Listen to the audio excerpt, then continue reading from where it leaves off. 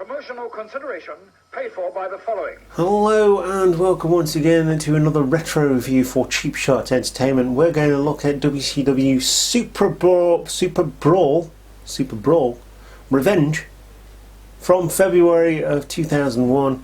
It was the 18th of February in 2001. It was attended by 4,395 people, and again we're rolling on. It was an okay pay-per-view, so let's see everything that happened at Superbrawl Revenge.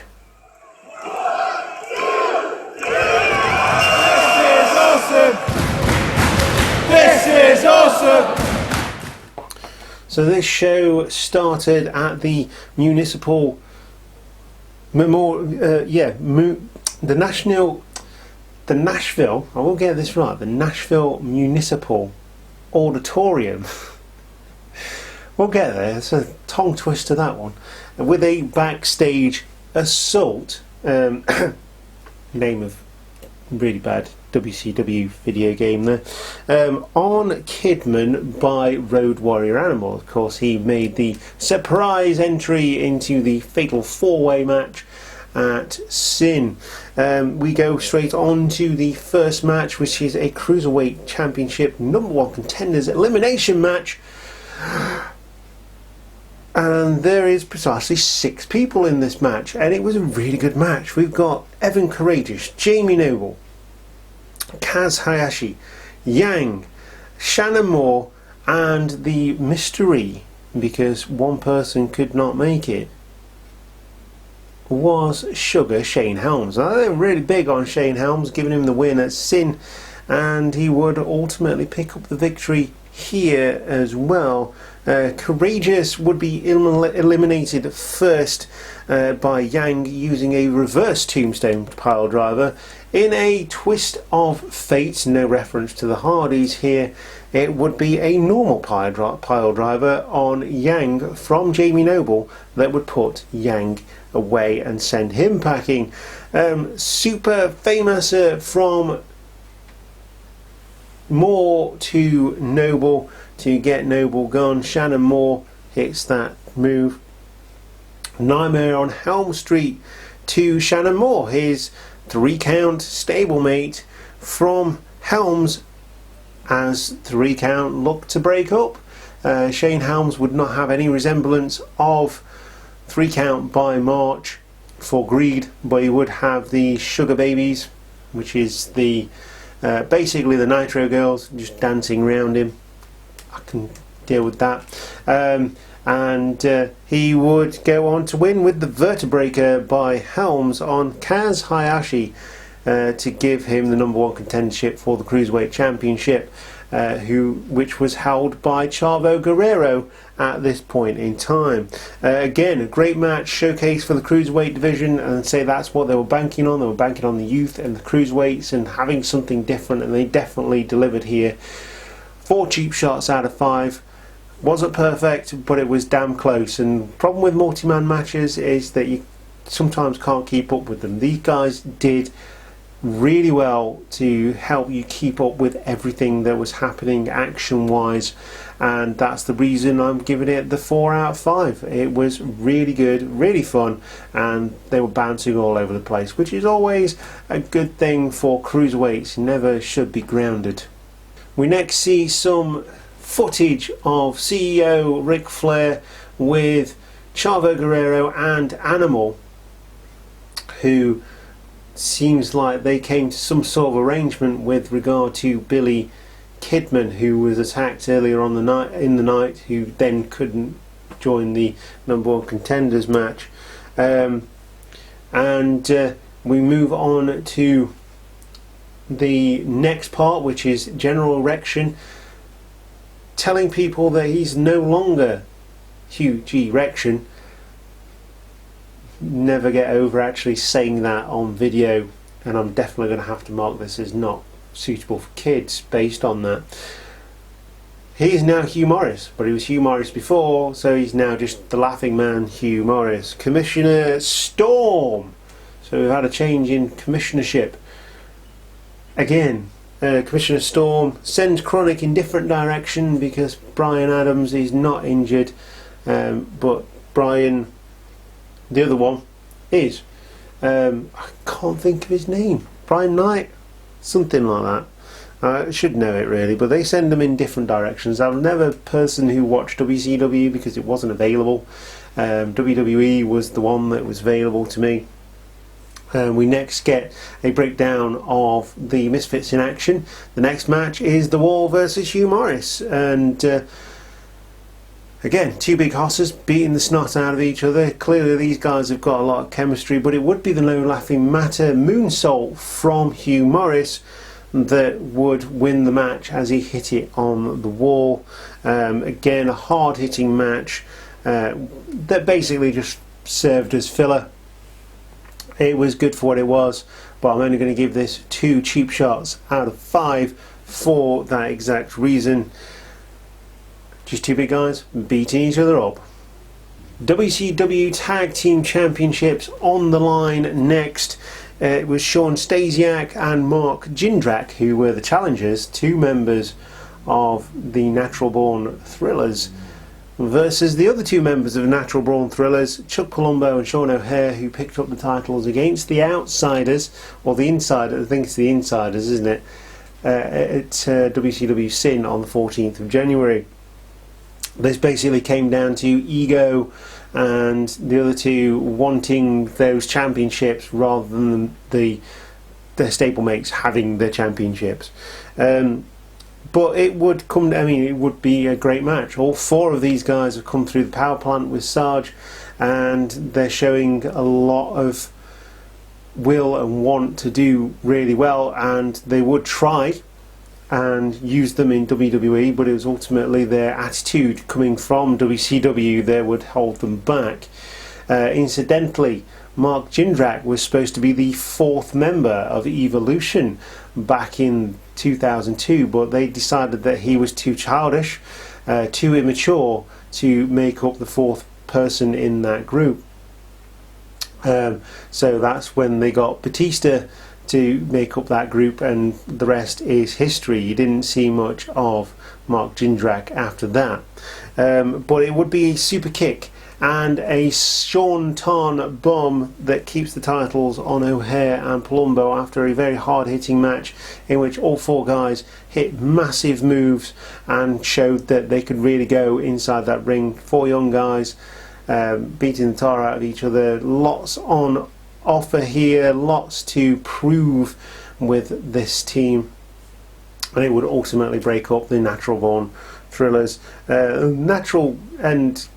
Naturally it was a glimpse of the future, and it was a really good tag match, and the future of the company was on the edge at this point, and they're really chucking everything at it. So I'm going to give this one 3 cheap shots out of 5 for showcasing those younger talents and really making use of them, which is something they should have done a lot earlier in the Monday Night Wars, in my humble opinion, and that of many other wrestling fans.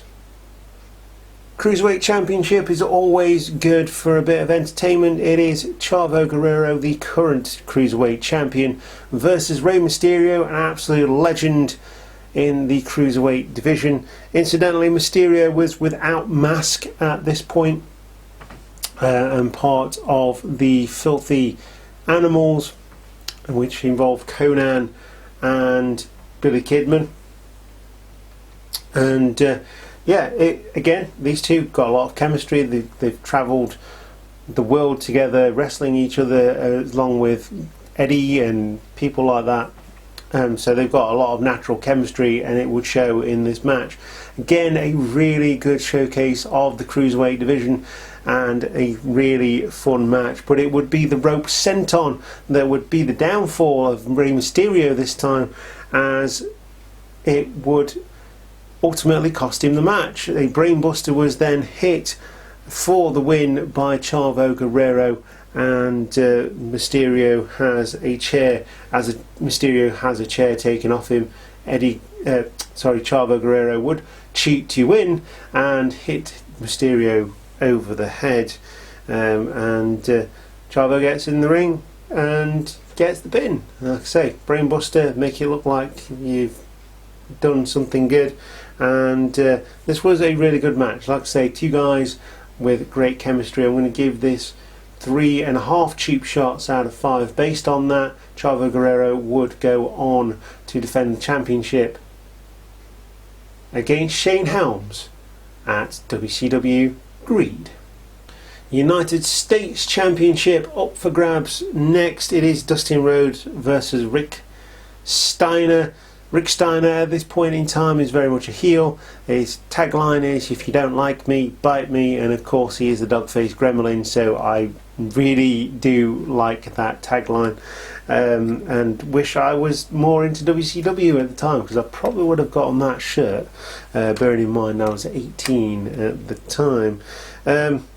So there would be a bit of tomfoolery, a bit of naughtiness from Rick Steiner in this one, removing the turnbuckle pad and dropping it onto the floor. The referee did not see it, he was covering it the whole time, and Dustin hits hard after initiating a 10 count of punches.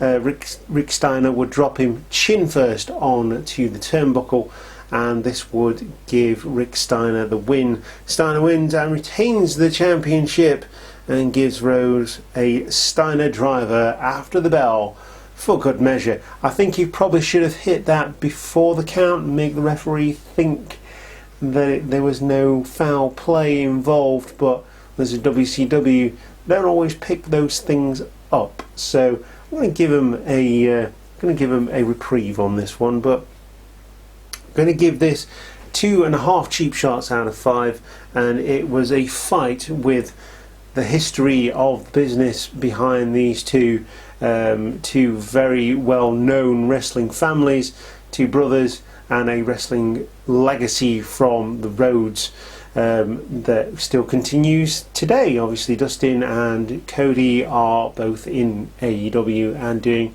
quite well for themselves, to say the least. So next we have Lance Storm and Ernest the Cat Miller talking about the upcoming match, and we get a tag team match, Totally Buffed versus Chronic, who were split off earlier. It's Brian Clark, by the way, the other member of Chronic. Did you call them the Bryans? The Flying Bryans? I don't know, I don't think that'd work, to be honest. But yeah, it would, again, a bit more tomfoolery here from WCW. Clark, after a hard-hitting match, Clark would eventually get taken out on the outside. It would seem that he'd been taken out by a chair by Totally Buff, and Brian Adams would be basically fighting the match on his own. He would eventually get the upper hand, but Brian Clark would come in and hit Brian Adams over the back of the head, which would ultimately give the opportunity for Buff Bagwell to hit the blockbuster on Brian Adams, and Totally Buffed gets a title shot at WCW Greed in March.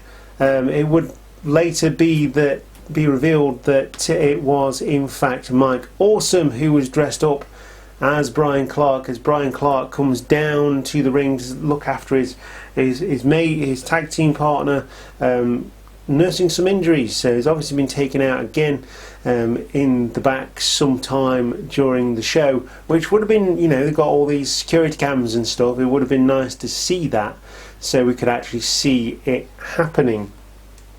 But Totally Buffed gets a title shot at Greed. I'm going to give this one 2 cheap shots out of 5. Never really got going, this one, and it had all the potential to be a decent match, but saved by the reveal, which was definitely shocking, because he definitely looked like Brian Clark and he had the singlet on and everything, which was done really, really well. So the commissionership of WCW is up for grabs again in a pay-per-view, and it is Lance Storm who is the commissioner now versus Ernest the Cat Miller. And just to cut a long story short, Storm gets serious thrust kick under the jaw of Storm, and Ernest the Cat Miller is once again the commissioner of WCW. 2 out of 5 cheap shots, one-sided with interference at the end from Miss Jones. And you know, I can live with that, it's fine. Just like I said in the last one, like I said at Sin, just wish they hadn't had this on the line so many times, because it just made it feel like it was something that they could throw away and throw around all the time. Moving on to the next match now, it is Diamond Dallas Page versus Jeff Jarrett, but DDP gets attacked by who better than Kanyon? I'll give you a clue, it's everybody.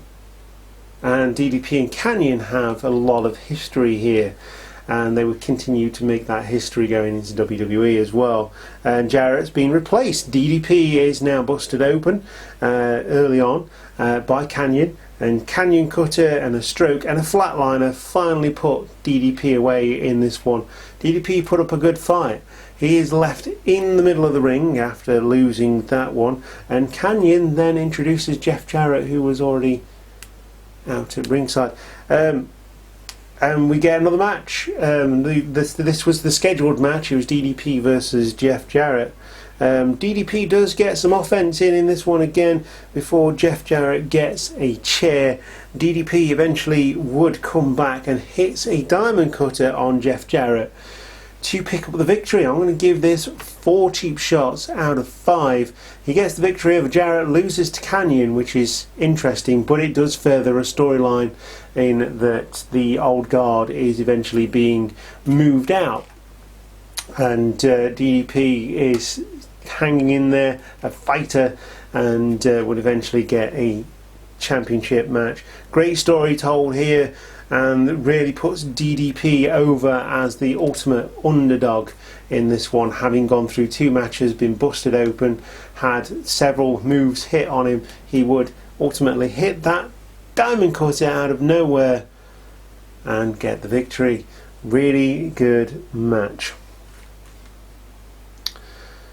Go on to the main event now. Michael Buffer is in the ring and he says, "Are you ready?" Everyone says they are, except for Big Papa Pump Scott Steiner, who comes down to the ring and tells Michael Buffer to buff off, basically. And he gloats about breaking Sid's leg, and we do get a replay of the incident that I said wasn't on the network originally, and it is, and they replay it, and Scott Steiner gloats about doing it. He didn't do it. It was down to gravity and a really poor choice of move from management, forcing Sid to do it.